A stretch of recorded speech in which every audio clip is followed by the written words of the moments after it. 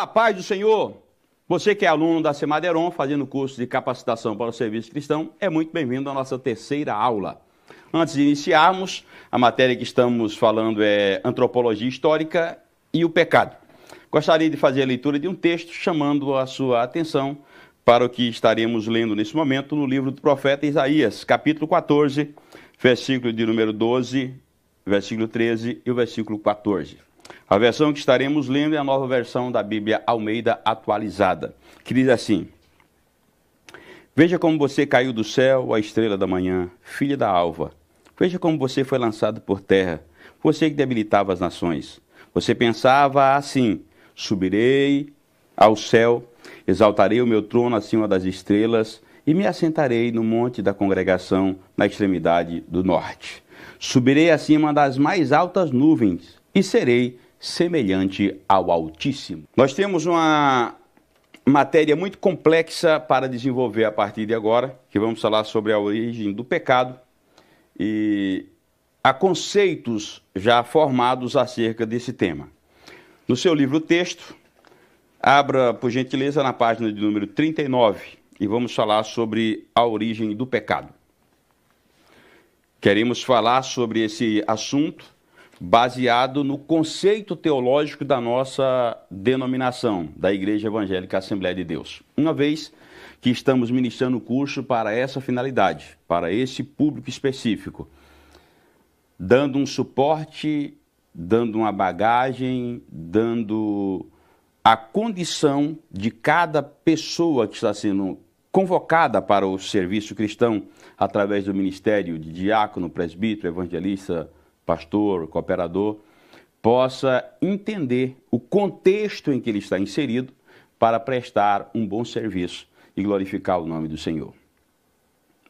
O texto em questão nos remete de forma metafórica, são dois textos que nós temos na Bíblia, a queda de Lúcifer, tanto no capítulo de número 14 de Isaías, como está aí na sua apostila, no seu livro, quanto no capítulo de número 28, a partir do versículo 12 ao 17 do livro de Ezequiel. Vai falar sobre esta queda. Por isso, há uma dificuldade de interpretação por vários grupos, por várias escolas teológicas. Eu gostaria que você pudesse abrir a mente para compreender de forma muito clara que o que estamos passando aqui é uma síntese do assunto, para que você tenha a oportunidade de pesquisar, trabalhar o tema e alicerçar. O livro-texto que você tem em mão já traz informações muito precisas, esclarecedoras e práticas. A teologia que estamos ministrando aqui é uma teologia prática, não é algo assim do outro mundo para que se compreenda, muito simples, porque estamos usando uma linguagem simples, comum, acessível a todo o público. O pecado teve origem no mundo angelical, na atmosfera de seres espirituais. E esse querubim ungido aqui, como fala lá no livro de Ezequiel, capítulo de número 28, gostaria que você até lesse o texto quando tivesse um tempinho, a Bíblia o chama de querubim ungido, que estava no Éden, entre as pedras preciosas ou afogueadas. O nome Lúcifer significa portador de luz. Alguns chegam a traduzir-o como luzeiro. Os pesquisadores chegaram à conclusão que Lúcifer era um dos mais belos seres criados por Deus.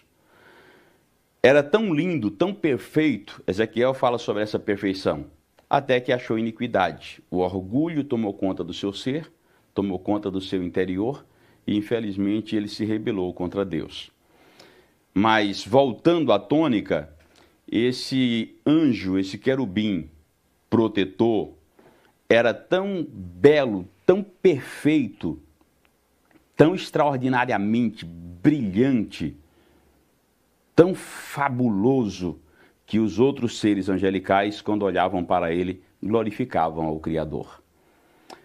Por conta disso, ele foi colocado no Éden, não um jardim vegetal, como no caso do homem, do Adão, mas um jardim de pedras preciosas.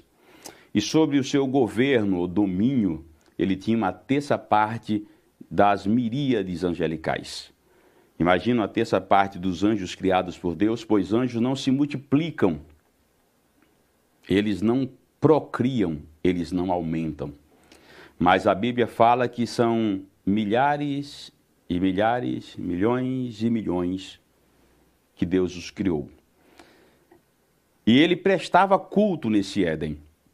Há um hino na nossa harpa cristã, a nossa coletânea de hinos que usamos na nossa igreja, que diz: nesse tempo céu e terra hão de ser a mesma grei. No início também foi assim. Quem teve a oportunidade de ler esse pequeno livro, O Plano Divino através do século, de um autor muito conhecido, conceituado e aceito em nosso meio, Lawrence Olson. Esse Lawrence Olson, ele fala nas páginas desse livro, a página número 28, citando o livro do profeta Isaías, capítulo 45, versículo 18, que Deus não criou o mundo, não criou a terra para que ela fosse desabitada, para que ela fosse um caos.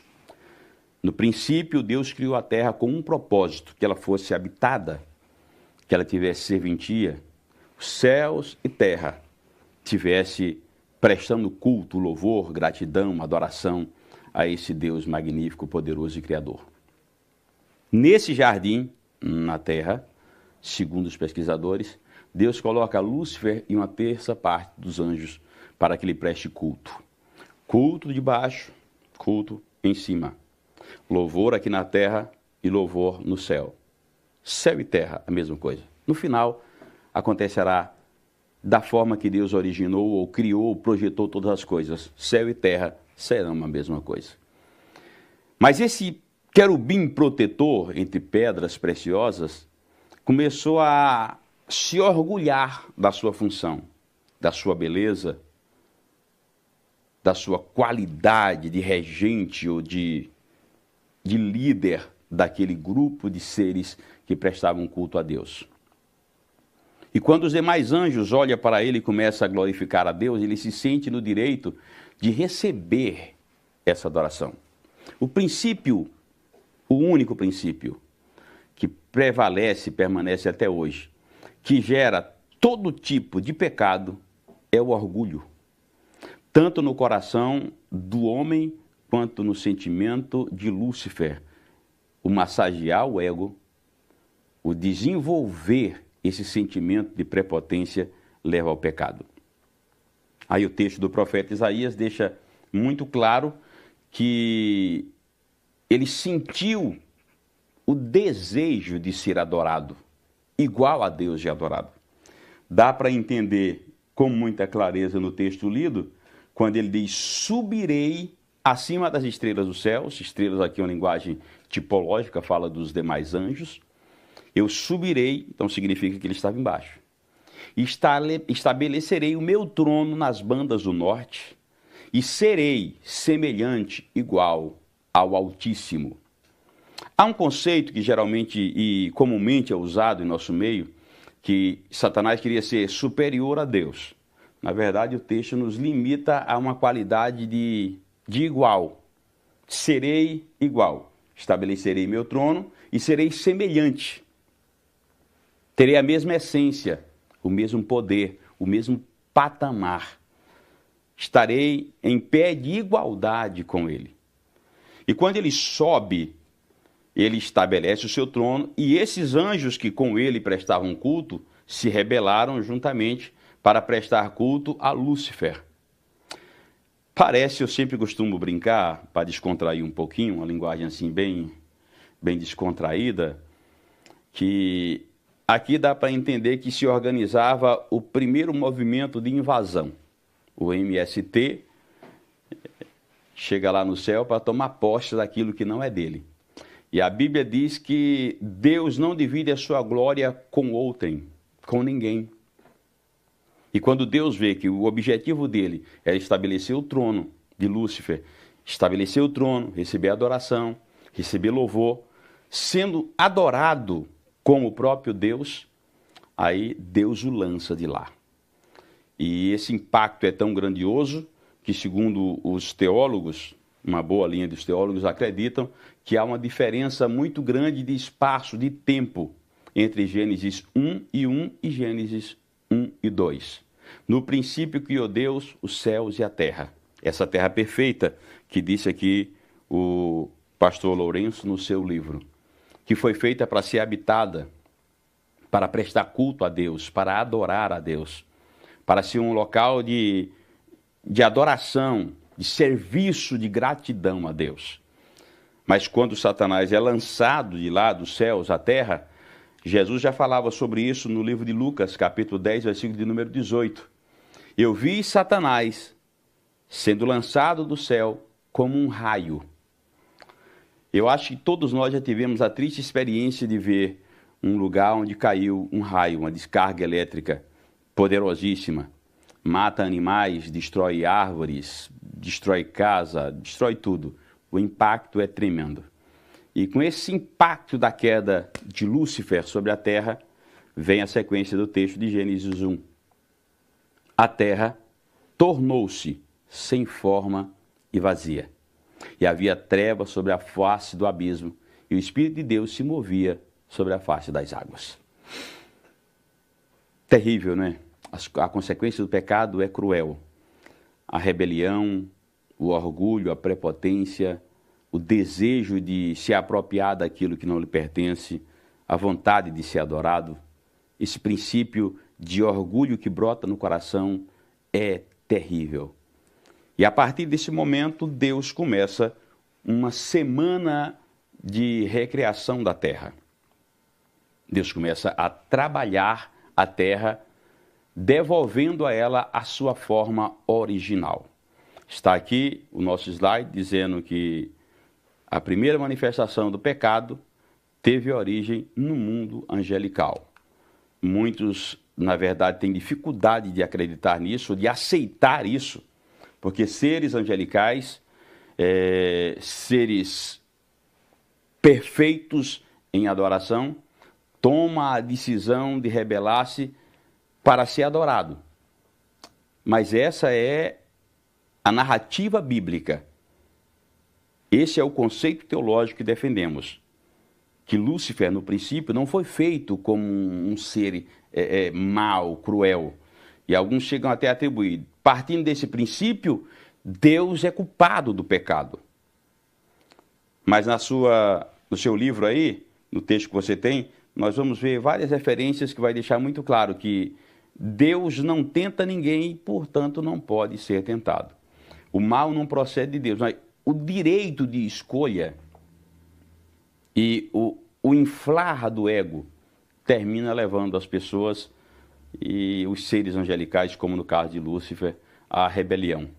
E quando ele se rebela, ele cai sobre a terra e, infelizmente, há uma destruição tremenda. A terra passa a ser sem forma e vazia. E Deus traz de volta à origem tudo aquilo que inicialmente ele já tinha projetado. É claro no texto bíblico, quando a gente começa a estudar, que Deus diz, haja luz. E a luz apareceu. Antes de fazer o sol, antes de formar a lua, antes de formar as estrelas. Haja separação entre as águas e a terra seca. Separou água para um lado, terra seca para o outro. Ele simplesmente disse haja. Haja separação entre a terra e o céu, o firmamento. Houve separação. Haja árvores de todas as espécies, gramas, veio tudo à existência. Haja animais de todas as espécies, aves de todas as espécies, e tudo veio surgindo pelo poder da palavra, daquilo que originalmente já estava no projeto de criação, no projeto de Deus. Somente o homem foi feito de forma diferente. E nessa primeira lição nós falamos sobre a criação do homem, o único ser, nesse momento, que Deus faz com a sua própria mão e sopra nele o sopro de vida. Logo em seguida, ele pega um pedaço de costela do homem e faz o complemento, aquilo que completa o homem, que a Bíblia chama de adjutora, a mulher.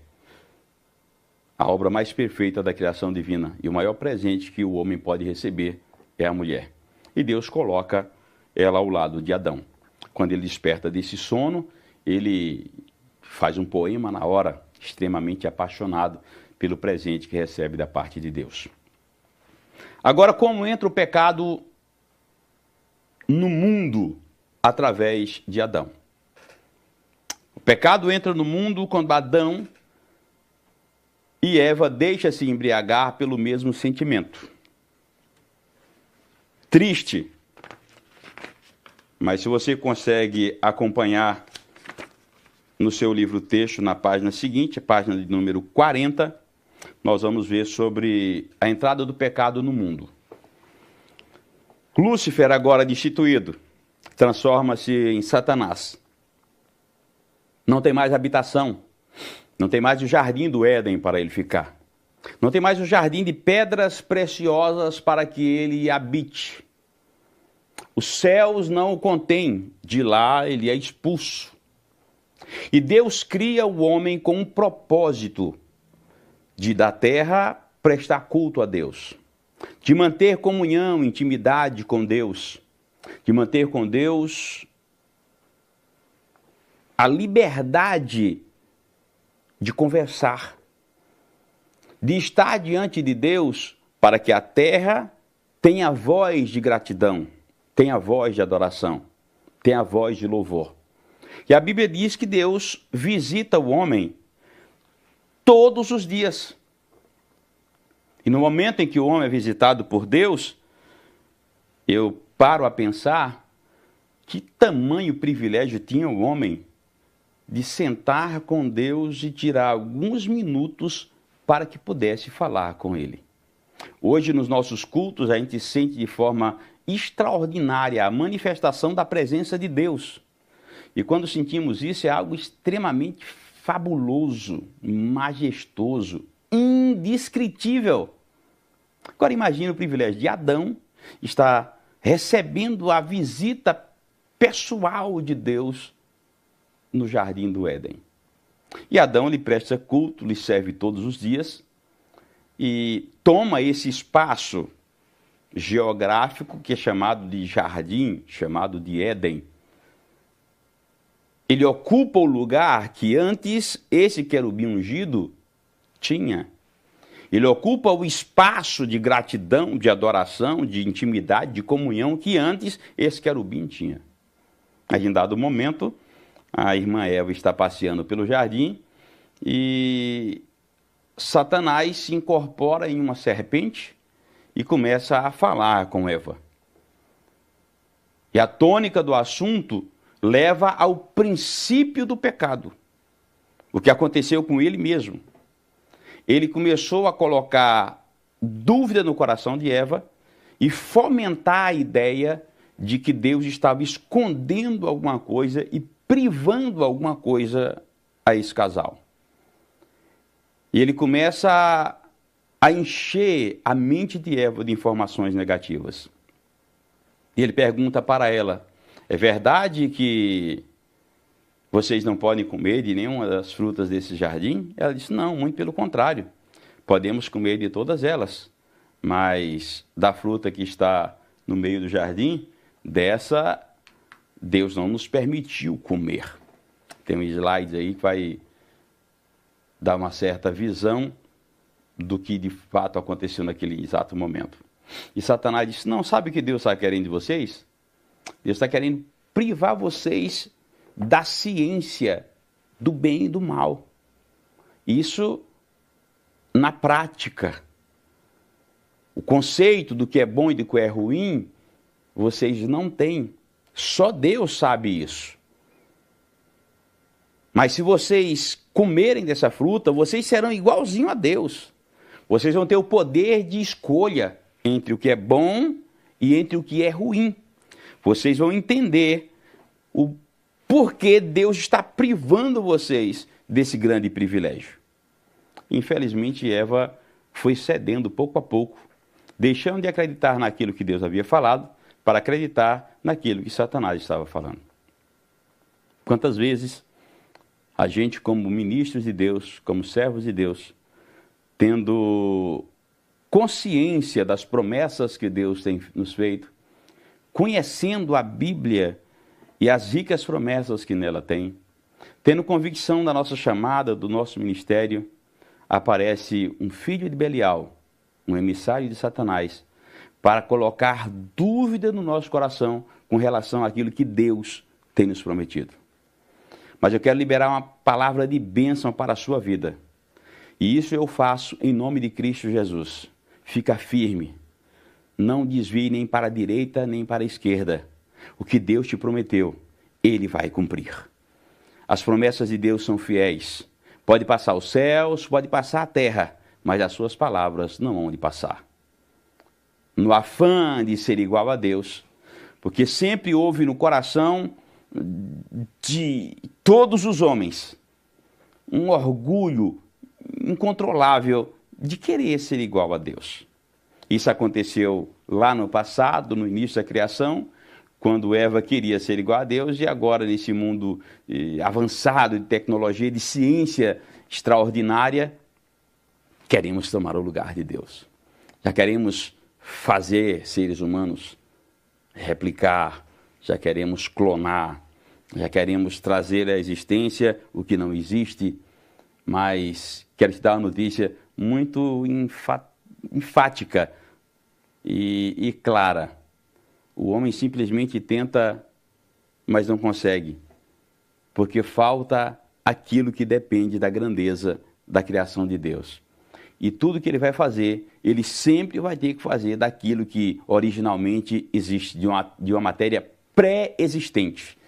Ele não vai trazer do nada, ele sempre vai usar alguma coisa que tem. Ele tem que pegar uma célula e essa nasceu através da criação divina. Que Deus possa abrir o seu coração para entender que você é algo extremamente especial para Deus. O projeto que Ele tem na sua vida é grandioso, é majestoso, e Ele quer te usar com todas as fraquezas que eu e você, que nós temos, com todas as dificuldades, deficiências que temos, mas nós acreditamos em uma promessa, acreditamos na palavra de Deus e vamos vencer. Agora Eva pega o fruto e termina levando para o seu companheiro Adão. Infelizmente, o pecado tem que ser reconhecido como algo que vem de dentro da natureza humana. Satanás não obrigou ninguém a pecar. Eva não foi obrigada a comer o fruto, bem como Adão não foi obrigado a comer o fruto. Eva comeu, leva para o seu esposo e, infelizmente, ele pega e come. Infelizmente, ele cede. E hoje a gente termina ouvindo muitas informações de forma muito pejorativa e negativa com relação à mulher. Cada mulher, cada mulher, cada mulher. Mas a ordem não foi dada à mulher, a ordem foi dada ao homem. O homem, o sacerdote, o homem, o cabeça. E quando Eva chegou com a fruta, ela não enganou Adão. Ela falou o que era. Ela falou que havia comido. Ela falou que havia participado daquilo que tinha proibição de fazê-lo. Mas, infelizmente, Adão, sabendo de posse dessa informação, deu ouvido ao sentimento de orgulho. Ele valorizou mais o seu ego, o seu eu. Tiago já diz, e havendo a concupiscência concebido, dá luz ao pecado. Pecado consumado, esse gera a morte.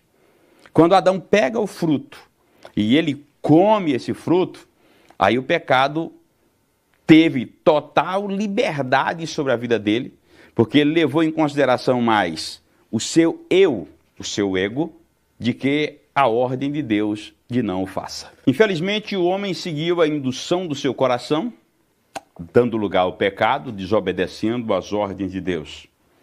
E como toda transgressão tem consequências, como todo pecado tem consequências, vieram consequências terríveis e avassaladoras sobre a vida do ser humano.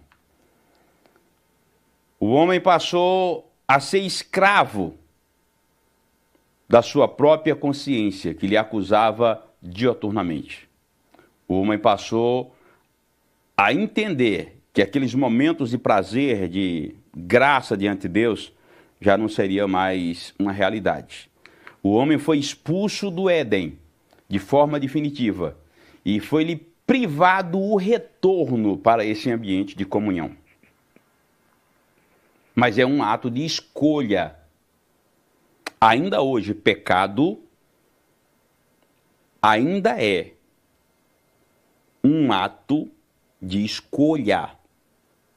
Estou falando de forma muito pausada para te conscientizar que a gente peca quando não observamos os princípios divinos, não obedecemos e de forma deliberada aceitamos o pecado. Satanás, por mais que nos tente dia e noite, ele vai nos obrigar a pecar. Ele vai nos induzir ao pecado. O ato de pecar ou não pecar depende de mim e de você. É uma escolha. A Bíblia diz que nós devemos fugir da aparência do pecado. Aquilo que aparenta ser ruim, aquilo que nos leva a uma perda de comunhão com Deus, aquilo que nos afasta de Deus, que tenhamos noção de que é danoso, nós devemos nos afastar disso. Mas o momento que estamos vivendo, de crentes com a cabeça iludida por um princípio que é esmagador nas pregações de hoje, você pode tudo, você é cabeça, você ordena, você posso tudo naquele que me fortalece. Está tudo liberado. Não é assim não, irmão. Amigo, aluno, tem hora que a gente tem que fazer igual a José. Tem que largar a capa e dar no pé, mano. Correr. É melhor deixar a capa para trás e continuar servindo, temendo e obedecendo a Deus, de que continuar com a capa e destituído da presença de Deus. O grande problema é que por conta desse vício comum em nosso meio, nós não queremos deixar a capa para trás. Por mais que o pecado nos acabe, nos consuma, nos destrua, mas nós não podemos perder o status. O meu eu interior, o meu orgulho, fala muito mais alto de que admitir, de que reconhecer. Depende da função que eu ocupo na igreja, se eu confessar a minha fraqueza, o meu pecado, se eu abrir mão, isso é uma vergonha. Que tal a gente analisar por esse princípio? Servimos a Deus 10, 20, 30, 40, 50 anos, 80, 90, 100 anos servindo a Deus. Encobrindo tudo que foi feito de errado, dando vazão aos sentimentos e desejos do coração. Aquilo que a gente devia fugir dele, a gente não foge, tenta confrontar e termina caindo. Botamos a culpa em Satanás. Não, foi o diabo, foi o diabo, foi o diabo. E se eu confessar tudo isso, vai destruir a minha carreira, vai destruir o meu ministério, vai destruir a minha história, vai destruir a minha reputação, vai acabar com a minha dignidade. Quantas pessoas olham para você, meu querido, minha querida irmã? Já ministrei essa matéria em escola bíblica e teve resultados tremendos, pessoas com lágrimas nos procurando, dezenas de pessoas de estado fora, centenas de pessoas procurando seus líderes, confessando a sua fraqueza, pecado escondido 30 anos, 40 anos, 50 anos, 25 anos. Jovens, senhor, senhora, pessoas de idade avançada, obreiros, que vão escondendo. Tempo não cura pecado. Tempo não apaga pecado. Pecado não tem prazo de validade como as nossas mercadorias o têm. Pecado é fruto de um desejo do coração que eu deixei aflorar, desobedecendo os princípios de Deus e praticando de forma consciente. É um ato pessoal. Ninguém me obriga a pecar. O exemplo de José, ele abre mão da sua capa e foge. Fugir da aparência do mal. Imagine você vivendo e servindo a Deus, independente da função que você desempenha na igreja. Muitas pessoas olhando para você, bitolando suas ações e moldando seu caráter em você que me ouve agora. Você é padrão. Já dizem por aí que a igreja é o reflexo do pastor, que o grupo é o reflexo do líder. Essas pessoas estão querendo chegar no céu, se espelhando em quem você é, no que você é. E se você não abre mão de todas essas coisas que estão encobertas, ocultas, guardadas, armazenadas, essas pessoas podem chegar no céu e você não. É mais vergonhoso reconhecer isso aqui ou reconhecer lá. Jesus pregando falou sobre o dia de acerto de contas. Ele disse, muitos chegarão e vão dizer, mas Senhor, em teu nome eu batizei pessoas, em teu nome eu curei, em teu nome eu expulsei demônios, em teu nome eu fiz milagres, em teu nome eu ganhei almas, em teu nome, vamos contextualizar isso, em teu nome eu construí igrejas, em teu nome eu pastorei rebanhos, em teu nome eu ganhei status de liderança, em teu nome eu fiz tanta coisa. Jesus disse, apartai de mim, maldito, que eu não te conheço. Que adianta o homem ganhar o mundo inteiro, Repito a frase. O que adianta o homem ganhar o mundo inteiro e perder a sua alma? Eu acho que a coisa mais vergonhosa que há para a gente conseguir administrar nesse momento é reconhecer que somos cheios de fraqueza. E os nossos sentimentos são enganosos. Eu, de fato, me preocupo muito quando a pessoa diz, eu estou sentindo. Nem todo sentimento é genuinamente divino, gente. Ei, aluno, a Bíblia diz que enganoso mais que tudo é o coração. De onde procede, de onde emana, de onde nasce, de onde gera os sentimentos. A sede das emoções. Se isso nos engana, vamos tentar administrar isso de forma muito cuidadosa, muito disciplinada, e ter interpretação espiritual para saber qual é o sentimento divino ou não. Adão cometeu isso de forma muito pessoal. Ele podia ter dito não, como Eva também podia ter dito não. Mas as consequências disso, todo ato de rebeldia, todo ato de pecado, de transgressão, tem consequências. Ultrapasse o limite de velocidade andando com seu carro, com a sua moto, e você vai ser multado. Fure o sinal vermelho e você será multado. Isso é comum. Toda transgressão tem consequências. Quando Adão e a irmã Eva caem, peca e distancia de Deus, ele abre espaço para que a terra que foi feita com o propósito de ser um palco de adoração a Deus e uma bênção para os seres humanos passasse a sofrer. Aí vem uma lista de acontecimentos catastróficos. A terra foi amaldiçoada. Deus lança uma maldição sobre a terra, ela não produz mais só coisas boas. Começa a produzir espinhos, começa a produzir obstáculos, aquilo que vai dilacerar a carne, a pele dos homens. O que mais? A exclusão social. Adão e Eva são expulsos da presença de Deus, são expulsos do Éden, do lugar que era o refúgio, onde eles foram colocados ali com o propósito de cuidar, de guardar, de proteger, mas eles não protegeram, eles deixaram o inimigo entrar lá. Quantas vezes a gente está deixando o inimigo entrar no terreno que Deus nos deu, na herança que Deus nos deu? O que mais? A morte. Através do pecado de Adão, a Bíblia diz que entrou a morte no mundo, doenças e tantas mazelas, incompreensão, desunião, rebeldia, um sentimento de ganhar a qualquer custo, de diminuir os outros, de pisar, guerras e tantas misérias e mazelas por causa disso. A doença teve acesso de forma muito imediata, principalmente as doenças emocionais, psicológicas.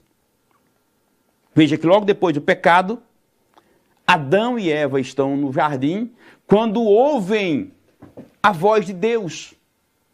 Aquilo que há pouco tempo atrás era prazeroso, agora passou a ser um espanto, um terror. Imagina a que ponto o homem chega.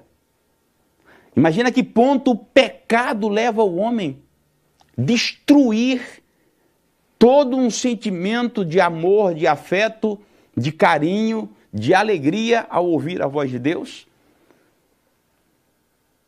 E colocar no lugar disso um sentimento de terror, de pavor, de agonia, de desespero, um medo, uma fobia. Deus está chegando aí. E como Deus está chegando aí, como é que a gente vai se apresentar para Ele? Primeiro resultado, o primeiro ato, vamos nos esconder de Deus. Quem consegue se esconder de Deus, gente? Como se esconde de Deus? A Bíblia diz que seus olhos são como chama de fogo e não há nada oculto diante dele. Mas o homem vai entre as folhas do jardim e começa a se esconder. E Deus, pela sua grande misericórdia, infinita bondade, começa a perguntar: onde tu estás, Adão? Cadê você? Que mensagem linda! Não importa a sua condição, não importa o pavor que você esteja vivendo, não importa a agonia, o desespero. Eu sei que esse momento está sendo um momento profético para ministrar na sua alma. Deus continua te buscando, Deus continua te amando, Deus continua te procurando para restaurar a comunhão. Deus nunca abre mão de você e nunca irá abrir mão de você. Aleluia, aleluia. Como eu sinto a graça de Deus sendo ministrada sobre pessoas que serão alcançadas por esta aula. Deus ainda te ama, você ainda é útil para Deus. Nem tudo está perdido. Aquele que encobre a sua transgressão nunca prospera, mas quem confessa e deixa alcança misericórdia. Não importa há quanto tempo você pecou, não importa há quanto tempo você caiu, não importa há quanto tempo você vem amargurando a sua alma, não importa há quanto tempo você vem amargurando o seu espírito com medo de confrontar, de enfrentar isso. Chegou o momento agora. A voz de Deus ecoa no seu coração e na sua alma. Onde você está? Sai do meio das folhas, das desculpas. Sai do meio dos escombros da imperfeição e diga: eis-me aqui, Senhor. Abre o seu coração, derrama a sua alma diante do altar de Deus. Eu tenho certeza que a misericórdia dele vai te cobrir, ele vai te abraçar, vai te trazer de volta a comunhão, vai te devolver a paz. Eu já disse no princípio da aula que é uma teologia muito prática. Ela atinge de forma direta o nosso cotidiano. A gente pensa coisa errada. A gente fala coisa errada. A gente faz coisa errada. A gente projeta coisa errada. E o salmista diz que enquanto estamos na nossa cama, o nosso sentimento e pensamento está projetando aquilo que não presta, mas Deus esquadrinha até os nossos rins. E a misericórdia dele é tão grande que ele nos chama de volta à comunhão, ele perdoa os pecados. No Salmo 91, Davi nos dá uma lição preciosa. Ele diz: Senhor, não me lanças fora da tua presença, não retira de mim o teu Espírito Santo, torna a me dar, me devolve a alegria da salvação. Eu sei que Deus vai alcançar a tua alma por essa ministração, eu sei que a alegria da salvação irá voltar, eu sei que Deus vai te capacitar, o Espírito Santo vai te fortalecer para abrir mão de tudo aquilo que tem obstruído a sua intimidade e a sua comunhão com Deus, para voltar a ter paz espiritual. Esse medo de confrontar, de enfrentar o problema, esse medo de se apresentar a Deus, esse medo de buscar a Deus, esse medo de colocar as coisas no seu devido lugar, esse pavor que você tem: eu vou no culto hoje, meu Deus, imagina se alguém é usado lá e vai revelar todas as coisas ruins que eu tenho feito, vai me envergonhar diante do povo. Gente, Deus jamais teve prazer em envergonhar ninguém. Quem faz isso é Satanás. Ele tem prazer em humilhar, em destruir, em desconstruir, em denigrir a imagem. O que Deus faz é trabalhar o seu interior para que você reconheça, admita que depende da misericórdia dele e conserte. E uma vez que consertar-se diante dele, a comunhão é restaurada e você volta a ter paz de espírito. Gostaria de convidá-lo aproveitando esse momento de inspiração, para a leitura de um texto muito rico. É uma aula, e aula é isto mesmo. Romanos, capítulo de número 5, versículo de número 1. Justificados, pois, mediante a fé, temos paz com Deus, por meio do Senhor Jesus Cristo. Justificados, pois, pela fé, nós temos paz. O pecado tira a paz, o pecado rouba a dignidade. No momento em que o homem pecou, ele perdeu a imagem e semelhança de Deus, como falamos na primeira aula, e daí em diante, através da procriação, o ser humano passou a ter a imagem e semelhança de Adão. Na sequência do nosso texto, diz que o pecado entrou no mundo por meio de Adão, fazendo-o escravo, e esse se estendeu para toda a raça humana. Assim sendo, todos pecaram e destituídos foram da glória de Deus. Não temos tempo para entrar no mérito, mas tem o pecado original, que é aquele que herdamos. E o irmão João chega até a dizer, se dissermos que não temos pecado, não pecados, pecado, esse é o pecado original, herdado através da natureza pecaminosa de Adão. Nós mentimos. Então todos nós temos uma raiz, lá na essência, lá no âmago do nosso interior, nós temos uma tendência ao pecado.